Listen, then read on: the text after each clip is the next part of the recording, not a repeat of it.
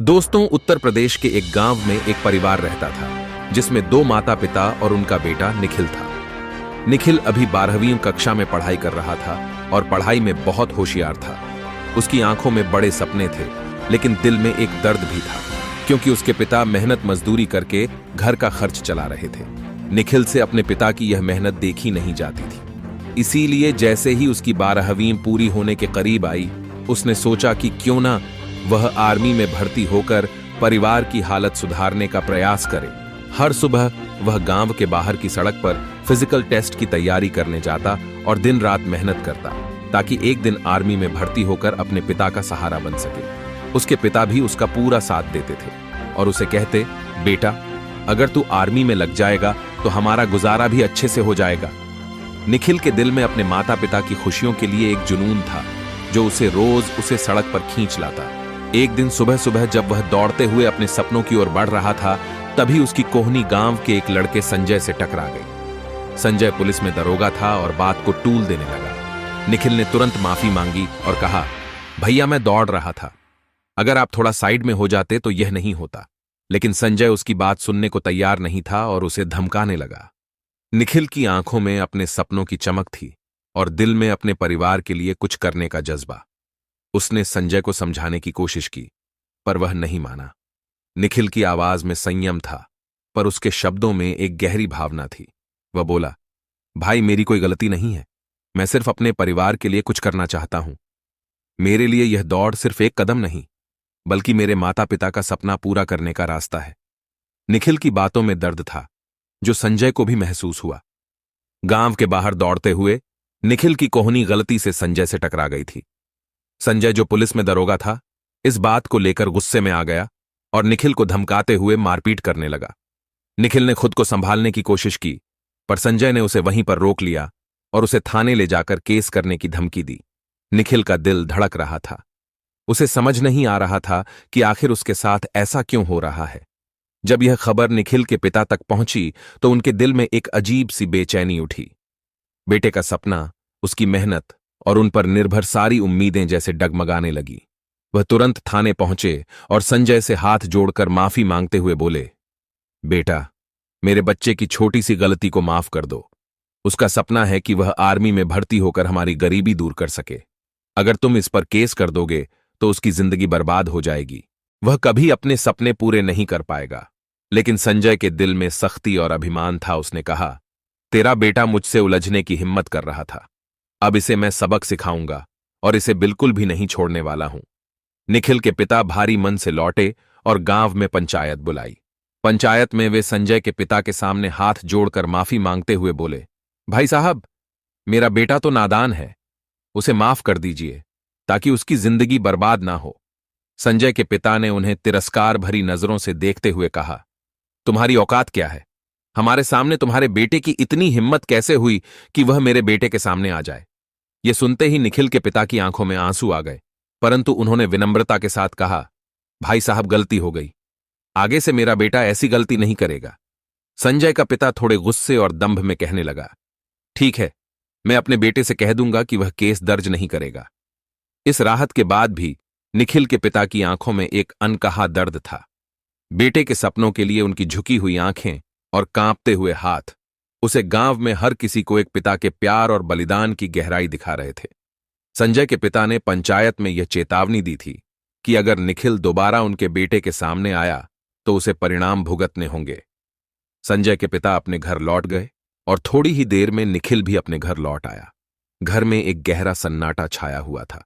उसकी मां को भी पंचायत में जो हुआ उसका पता चल चुका था, लेकिन उन्होंने अपने बेटे को कुछ नहीं बताया। वह नहीं चाहती थी कि निखिल को इस अपमान और दर्द का सामना करना पड़े, खासकर जब वह इतने बड़े सपने देख रहा था। जब निखिल ने अपने पिता की उदास आंखें देखीं तो उसने उनसे पूछा, पिताजी, क्या हुआ? आप इतने उदास क्यों हैं? उसके पिता ने अपने दर्द को छुपाते हुए बस इतना कहा, कुछ नहीं बेटा, सब ठीक है। लेकिन शाम को जब निखिल दौड़ने के लिए सड़क पर गया, वहां उसके साथ तैयारी करने वाले अन्य लड़कों ने उसे पंचायत में हुई सारी घटना के बारे में बता दिया। उन्होंने कहा, निखिल, तुम्हारे पिता का अपमान किया गया और वे पंचायत में सबके सामने रो पड़े थे। यह सुनकर निखिल का दिल जल उठा। वो दर्द जो उसके पिता ने सहा था, अब उसके अंदर एक ज्वाला बन चुका था। वह सीधा घर लौट आया और अपने पिता से सच जानने की कोशिश करने लगा। अपने बेटे की जिद के आगे उसके पिता ने ना चाहते हुए सब कुछ बता दिया और कहा, बेटा, वे पैसे वाले लोग हैं, उनके साथ उलझना ठीक नहीं है। संजय दरोगा है और वह चाहे तो तुम्हें किसी झूठे केस में फंसा सकते हैं। हम गरीब लोग हैं, हमारी कोई सुनवाई नहीं होगी। मैं तुम्हारी जिंदगी को बर्बाद नहीं देख सकता। यह सुनते ही निखिल की आंखों में आंसू और गुस्सा दोनों भर आए। उसने कहा, पिताजी, भले ही उनका बेटा दरोगा हो, लेकिन कहां का कानून है कि इंसानियत का कोई मोल नहीं। मैंने कुछ भी गलत नहीं किया था, फिर भी मुझे पीटा गया और थाने ले जाया गया। आप पर अपमान का एक भी शब्द बोलना उनका हक नहीं था। निखिल के शब्दों में दर्द और आक्रोश दोनों थे। अपने पिता के अपमान को सहना उसके लिए आसान नहीं था, लेकिन उसके दिल में एक और संकल्प जाग उठा। वह सिर्फ अपने सपनों को ही नहीं, बल्कि अपने पिता की गरिमा को भी बचाएगा। निखिल का गुस्सा अब एक संकल्प में बदल गया था। उसने कहा, पिताजी, जो मेरे साथ हुआ वो गलत है और इसका बदला मैं लेकर रहूंगा। यह कहकर वह संजय के घर की ओर बढ़ने लगा, लेकिन तभी उसके पिता ने उसे रोक लिया। उन्होंने अपने कांपते हाथ जोड़कर कहा, बेटा, मेरे अंदर अब और अपमान सहने की ताकत नहीं है। मेरे लिए यही बेहतर होगा कि तुम इस बात को जाने दो। यह सुनकर निखिल की आंखों में आंसू आ गए। उसने अपने पिता की आंखों में बहते आंसू देखे, जो उसके दिल पर गहरा असर कर रहे थे। निखिल गुमसुम सा रहने लगा। वह न ठीक से किसी से बात करता और ना ही सही से खाना खाता। माता पिता यह सब देखकर चिंतित रहने लगे। अपने बेटे की इस हालत को देखकर उन्होंने एक कठिन फैसला लिया। उन्होंने सोचा कि यदि निखिल गांव में रहेगा तो यह घटना बार बार उसके जहन में ताजा होती रहेगी। उन्होंने निर्णय किया कि वे गांव छोड़ देंगे और किसी शहर में जाकर मेहनत मजदूरी करके गुजारा करेंगे, ताकि निखिल इस दर्द से बाहर आ सके। 2-3 दिन बाद निखिल के माता पिता उसे लेकर गांव से दूर एक शहर में चले गए। वहां उन्होंने एक किराए का छोटा सा मकान लिया और अपनी रोजी रोटी के लिए मजदूरी करने लगे। लेकिन उनके दिल में एक ही ख्वाहिश थी कि उनका बेटा पढ़ाई में खुद को समर्पित कर दे। उन्होंने निखिल से कहा, बेटा, अगर तुम्हें सच में मेरे अपमान का बदला लेना है तो पढ़ लिख कर बड़ा अधिकारी बन। जिस दिन तुम बड़े अफसर बनोगे उसी दिन हम गर्व से इस गांव में वापस जाएंगे। अगर तुम यह नहीं कर पाए तो हम यहीं इस शहर में गुमनाम जिंदगी जी लेंगे। अपने माता पिता की इन बातों ने निखिल के अंदर एक नई ऊर्जा भर दी। उसे अब एक उद्देश्य मिल गया था। उसने ठान लिया कि वह कड़ी मेहनत करेगा और बड़ा अधिकारी बनेगा, ताकि उसे अपमान का बदला ले सके जिसने उसके पिता के आत्मसम्मान को ठेस पहुंचाई थी। अब निखिल पूरी लगन के साथ पढ़ाई में जुट गया। हर दिन उसे अपने पिता के आंसू और उनकी उम्मीदें याद दिलाते और वह संकल्प करता कि एक दिन वह उस अपमान का जवाब अपनी सफलता से देगा। निखिल ने दिन रात मेहनत में खुद को झोंक दिया। उसके दिल में अपने पिता के आंसू और अपमान की यादें ताजा थीं, जो हर पल उसे प्रेरित करती थीं। ग्रेजुएशन के साथ ही उसने बड़ा अधिकारी बनने की राह तलाशनी शुरू की। धीरे धीरे उसे पता चला कि यूपीएससी जैसी परीक्षा के माध्यम से वह एक आईपीएस अधिकारी बन सकता है। यह सुनते ही उसके मन में उम्मीद की नई किरण जाग उठी। निखिल ने अपनी ग्रेजुएशन पूरी करने के साथ ही यूपीएससी की तैयारी शुरू कर दी। जब उसने पहली बार परीक्षा दी तो वह प्रीलिम्स में ही अटक गया।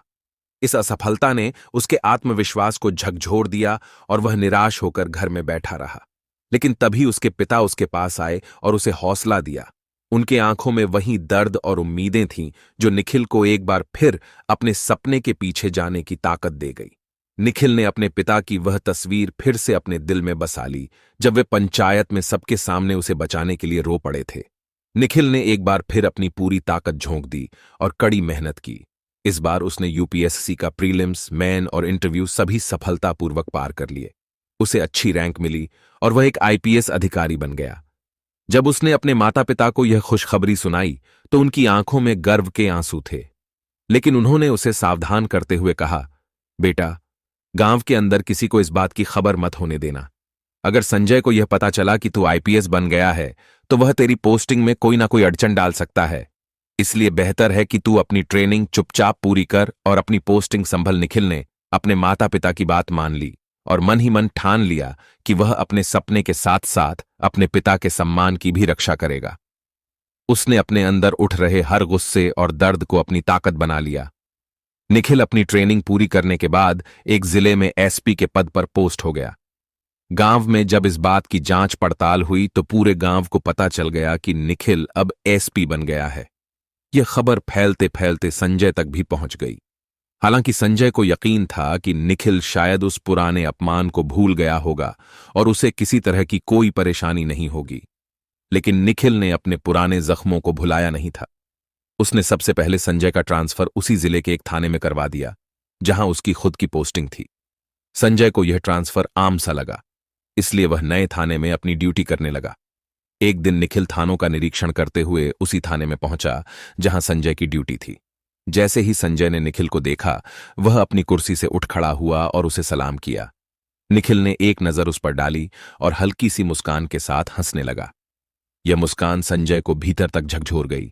निखिल ने थाने का निरीक्षण पूरा किया और बिना कुछ कहे वहां से चला गया, लेकिन उसकी मुस्कान संजय के मन में कई सवाल और डर छोड़ गई। उस रात संजय ने अपने पिता को फोन कर पूरी बात बताई। पिताजी, निखिल एसपी बन गया है और उसने मुझे अपने ही अधीन एक थाने में ट्रांसफर करा लिया है।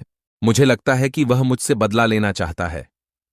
यह सुनकर संजय के पिता को भी धक्का लगा। जिस निखिल को उन्होंने कभी कमजोर और बेसहारा समझा था, वही अब इतनी ऊंचाई पर पहुंच चुका था। इस पूरी घटना ने संजय के दिल में डर और पछतावे के भाव जगा दिए थे। उसने कभी नहीं सोचा था कि एक दिन उसकी ही गलती उसे इस तरह चुकानी पड़ेगी। निखिल अब एक एसपी के रूप में अपनी जिम्मेदारियों को बखूबी निभाने लगा था।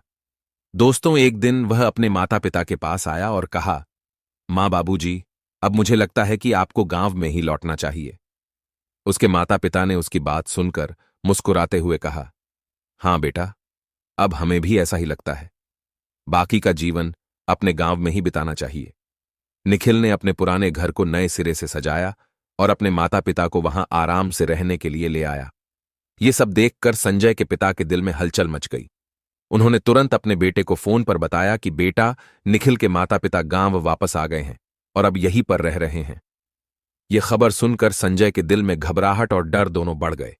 उसने अपने पिता से कहा, बाबूजी, अब मुझे समझ नहीं आ रहा कि क्या करूं। अगर निखिल ने मेरे पुराने केसों को खोल दिया तो मेरी सारी घूसखोरी की पोल खुल जाएगी और मेरी नौकरी बचाना मुश्किल हो जाएगा। बाप बेटा इस परेशानी में कई बार चर्चा करते रहे, लेकिन उनके पास कोई रास्ता नहीं था। दिन बीतते गए और कुछ समय बाद निखिल ने संजय के पुराने केसों की जांच शुरू कर दी। एक एक फाइल खोलते हुए निखिल को संजय के भ्रष्टाचार के सारे सबूत मिल गए। उसने अपनी जिम्मेदारी निभाते हुए संजय को लाइन हाजिर कर दिया। यह खबर जब संजय के पिता तक पहुंची तो वे सदमे में आ गए। जिस लड़के को उन्होंने कभी महत्व नहीं दिया था, वही आज उनके बेटे की जिंदगी में ऐसा मोड़ ला चुका था। निखिल ने अपने जीवन की सबसे बड़ी जीत पाली थी, न केवल अपनी मेहनत से बल्कि अपने माता पिता के सम्मान के लिए, जो कभी भरी पंचायत में रोते हुए गिड़गिड़ा रहे थे। निखिल के पिता ने अब अपनी सारी तकलीफों का बदला लेने का इरादा किया था, लेकिन इस बार वह अपनी ताकत और न्याय का प्रयोग करने का फैसला कर चुके थे। गांव में एक और पंचायत का आयोजन किया गया था और इस बार वहां संजय के पिता को भी बुलाया गया। पंचायत में यह मुद्दा रखा गया कि तुमने हमारे साथ जो किया उसका बदला लेने की जरूरत नहीं है, बस मेरे बेटे की नौकरी को मत छीनो। निखिल के पिता को पहले ही उनके बेटे ने फोन करके सब कुछ बता दिया था और कहा था, पिताजी, वह रिश्वतखोर है और मैं उसके खिलाफ जांच शुरू कर चुका हूं। मैंने उसे लाइन हाजिर कर दिया है। अब हो सकता है कि उसके पिता आपसे माफी मांगने आए, लेकिन आप कह देना कि जो कुछ भी मेरे बेटे ने किया है वह सिर्फ उसके कर्मों का फल है। पंचायत में यह सब सुनकर संजय के पिता का चेहरा उतरा हुआ था, लेकिन वह हाथ जोड़कर निखिल के पिता से माफी मांगने के लिए पहुंचे। उनके चेहरे पर पछतावा था और उन्होंने उसी तरह से हाथ जोड़कर माफी मांगी जैसे कभी निखिल के पिता ने पंचायत में उनसे माफी मांगी थी। निखिल के पिता ने गहरी सांस लेते हुए कहा, देखो भाई, हमारी तुमसे कोई पर्सनल दुश्मनी नहीं है, लेकिन अगर तुम्हारे बेटे ने कोई गलत काम नहीं किया है तो तुम्हारे खिलाफ कोई भी सबूत नहीं मिलेगा और ना ही कोई समस्या आएगी। यह तो बस एक कानूनी प्रक्रिया है, इसमें मैं कुछ नहीं कर सकता। मेरे बेटे ने मुझे बताया था और उसने यह भी कहा था कि अगर वह निर्दोष है तो उसे कुछ नहीं होगा, लेकिन अगर दोषी है तो उसका जीवन उलट सकता है। यह सुनकर संजय के पिता की आंखों में आंसू आ गए और वह पूरी पंचायत में फूट फूट कर रोने लगे। जो लोग पहले निखिल के खिलाफ खड़े थे, वे अब उसकी बहादुरी की तारीफ करने लगे। वे कहते थे, अगर बेटा ऐसा हो तो वह अपने पिता को भी गर्व महसूस कराए। उस पंचायत में जिस तरह से संजय के पिता को रोते हुए देखा गया, वह दृश्य कभी ना भूलने वाला था। यह वही पंचायत थी जिसमें एक समय निखिल के पिता ने अपने बेटे को बचाने के लिए सब कुछ सहा था। अब यह पल आ चुका था जब निखिल ने अपने न्याय और कड़ी मेहनत से न केवल अपनी जिंदगी का रास्ता बदला, बल्कि उन लोगों को भी सही रास्ता दिखाया जिन्होंने उसे कभी नीचा समझा था। उस पंचायत में निखिल ने अपने पिता का बदला लिया, और इस बार वह खुद वहां मौजूद भी नहीं था। संजय के खिलाफ सबूत इकट्ठा हो गए और उसे उसकी नौकरी से हटा दिया गया। जब भी निखिल छुट्टियों में अपने गांव आता तो लोग उसकी बड़ी तारीफ किया करते थे। गांव वाले उसकी ईमानदारी और संघर्ष की सराहना करते, और इन सभी तारीफों को सुनकर निखिल के पिता का दिल गर्व से भर जाता था। वह महसूस करते थे कि उनका बेटा सच में एक मिसाल बन गया था। कुछ समय बाद निखिल की शादी हो जाती है। शादी के बाद वह अपनी पत्नी को गांव में ही छोड़कर जाता है और कहता है, तुम्हें मां बाप की सेवा करनी है और इस गांव में अच्छे से रहना है। निखिल का पिता अब सर उठाकर गांव में जीता है और लोग उसकी ईमानदारी और संघर्ष को सलाम करते हैं। दोस्तों, यह कहानी एक ऐसे लड़के की है जिसने कभी अपनी स्थिति को लेकर हार नहीं मानी और कठिनाइयों के बावजूद अपने सपनों को पूरा किया। एक समय था जब वह बस सेना में भर्ती होने का सपना देखता था, लेकिन उसकी मेहनत और लगन ने उसे एसपी बना दिया। अब क्या कहना चाहते हो? निखिल के बारे में आप क्या कहना चाहते हो? निखिल के पिता के बारे में आप क्या कहना चाहते हो? संजय दरोगा के बारे में आपकी जो भी राय कमेंट बॉक्स में लिख सकते हो, लोगों के साथ शेयर कर सकते हो। वीडियो अगर अच्छी लगी हो तो वीडियो को लाइक और चैनल को सब्सक्राइब जरूर करें, ताकि हमें थोड़ा सा हौसला मिले आप लोगों के लिए ऐसे अच्छे अच्छे वीडियो बनाने के लिए। इन कहानियों को सुनाने का उद्देश्य किसी को परेशान करना बिल्कुल भी नहीं है। ये कहानी आपको इसलिए सुनाई जाती है ताकि आप लोग इन कहानियों में से कुछ ना कुछ सीख सको और अपने जीवन में उस चीज को अप्लाई कर सको। मिलते हैं किसी अगली वीडियो में नए टॉपिक के साथ। तब तक के लिए जय हिंद, जय भारत। आप सभी का बहुत बहुत धन्यवाद।